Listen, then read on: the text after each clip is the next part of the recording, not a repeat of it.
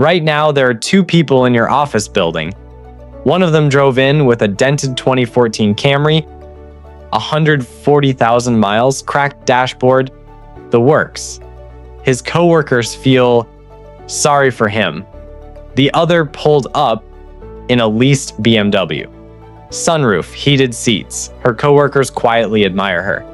Here's what nobody knows. The Camry guy hasn't checked his bank balance in 3 months because he already knows it's fine. The BMW woman checks hers every morning before she gets out of bed. And every morning it makes her stomach drop. I'm going to show you the exact math behind why that happens and which one of them is actually winning. These two people didn't start with different advantages. They didn't inherit different amounts of money. They didn't even earn different salaries.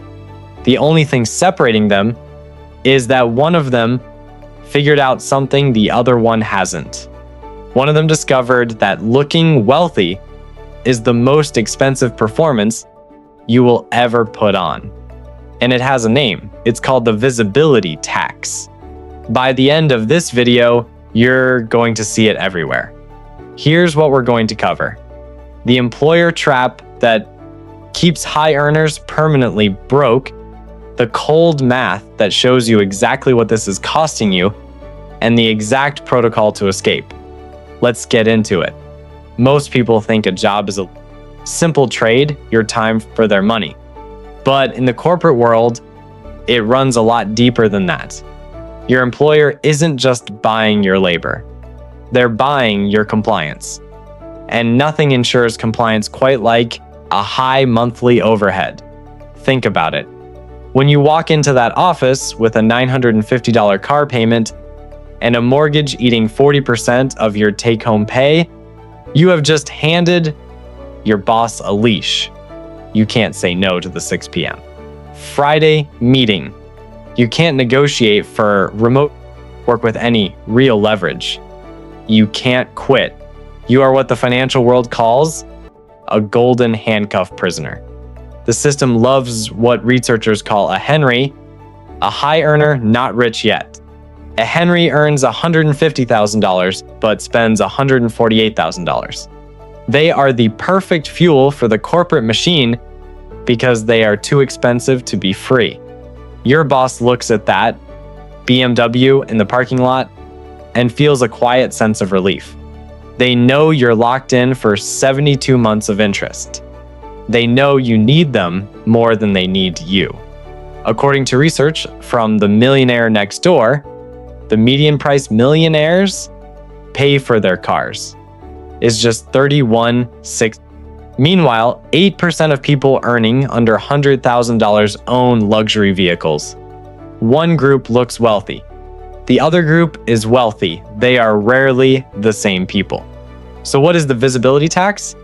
Exactly. When you look wealthy, the world starts trying to extract that wealth from you. It's a literal tax on your perception. When you drive a luxury SUV into a mechanic shop, the quote is higher. When you live in the visible zip code, the insurance premiums climb. Your friends expect you to pick up the tab at dinner because you're clearly doing well. Every layer of the visible lifestyle costs more to maintain than the layer before it. But there's a second tax that almost nobody talks about. It's called the happiness tax. It's the cost you pay not in dollars, but in peace of mind. It's the anxiety of checking your balance every morning before your feet hit the floor. It's the low hum of stress that comes from maintaining a lifestyle that doesn't actually match your numbers. It's the weight of knowing that one missed paycheck cracks the whole thing open. You're not paying one tax. You're paying two. One empties your account. The other empties your peace of mind. I want to pause here and ask you something, and I need you to be honest with yourself, not with me. Think about the last big purchase you made to impress someone. Not for you. For the version of you that you wanted other people to see. Got it? Hold on to that feeling, because we're going to come back to it. Now, let's look at the cold hard math. Dealerships want you to think in monthly payments. I want you to think in future freedom. Take two people, Jake and Marcus. Both earn $100,000 a year. Same starting line. Jake takes the standard path. He leases a $65,000 truck. Between the payment, the premium insurance, and the premium fuel, he's out $1,200 a month. Over 5 years, he has spent $72,000. At the end of those 5 years, he has a truck worth $25,000 and zero momentum. Now look at Marcus. Marcus drives a paid-off, boring sedan. His total transportation cost is $200 a month, gas and basic insurance. He takes that $1,000 difference and puts it into a simple S&P 500 index fund. If Marcus does this from age 25 to age 55, assuming a 10% average return, that $1,000 a month grows to $2.1 million. Read that again. The difference between driving the visible car and the invisible car is $2.1 million. Jake didn't just buy a truck. He bought stress, dependency, and the privilege of sitting 6 inches higher at a red light for $2.1 million. That is the math of the middle class failing in real time. And it doesn't stop at money. The Harvard study of adult development, the longest study on happiness ever conducted, found that financial security, not financial display, is one of the strongest predictors of long-term well-being. Marcus isn't just going to be wealthier than Jake at 55. According to the science, he is going to be measurably happier. Not because money buys happiness, because freedom from financial dread does.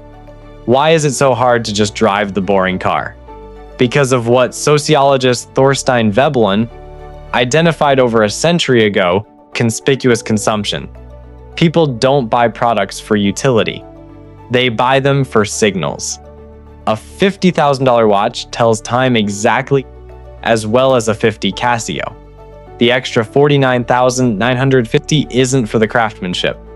It's a signal to the tribe that you have resources. But here is the brutal irony.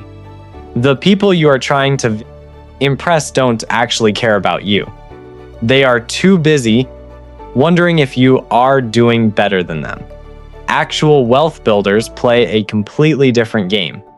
When you stop performing, something unexpected happens to your relationships. The people who stick around do so because of who you are, not what you project. You stop attracting people who want access to your lifestyle.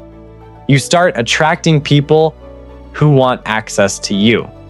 The quietly wealthy person avoids what I call the paradox of perception, the state where you have more money but less trust, less authenticity, less real connection.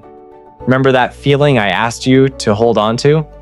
The last thing you bought for someone else to see? Here's the truth. They probably don't even remember it. You paid a premium to impress an audience that was never really watching. And here's the question I want you to sit with for just a second. What would you buy if nobody could ever see it? Because the answer to that question is probably a lot closer to what you actually need. So how do you escape? You don't have to live like a monk forever. You just need to make 3 shifts. First, the identity shift. Stop seeing yourself as a consumer and start seeing yourself as a capital owner.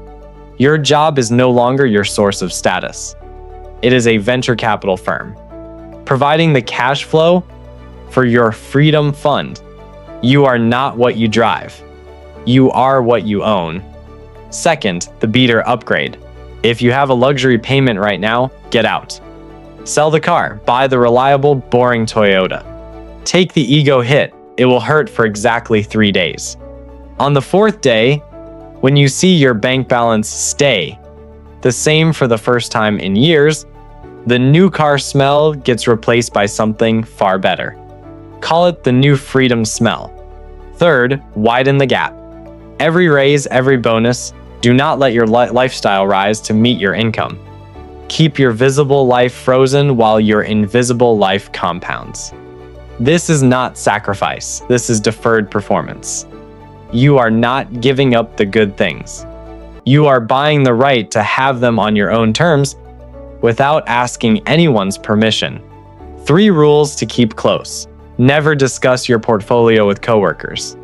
Buy for quality or utility, never for logos. And measure your success not by your salary, but by your time to live, how many years you could survive without a paycheck. Now, let me come back to where we started. Remember those 2 people? The Camry and the BMW? Here is what I did not tell you at the beginning. They know each other. They work in the same building. The BMW woman has seen the Camry in the parking lot dozens of times. She feels a quiet sense of pity for him. The Camry guy has noticed the BMW too. He does not feel much of anything about it. He is thinking about retiring at 52. The Camry guy is not living below his means. He is living above his fears. He does not need the car to tell people who he is, because he already knows. He is not a slave to his reputation. He is a master of his time. And in the end, that is the whole game. Success is not what you can buy. It is what you no longer need to prove. Before you close this video, I want you to do one thing. In the comments below, tell me one thing you own right now that you bought for someone else to see, not for yourself. Just one thing. You do not have to sell it tomorrow. Just name it. Awareness is always the first move. If this hit different, subscribe. Every week, one video. One piece of forensic math that the financial industry would rather you not think too hard about. No fluff, no shortcuts. Just the quiet work. Stop paying the tax. Start building the life.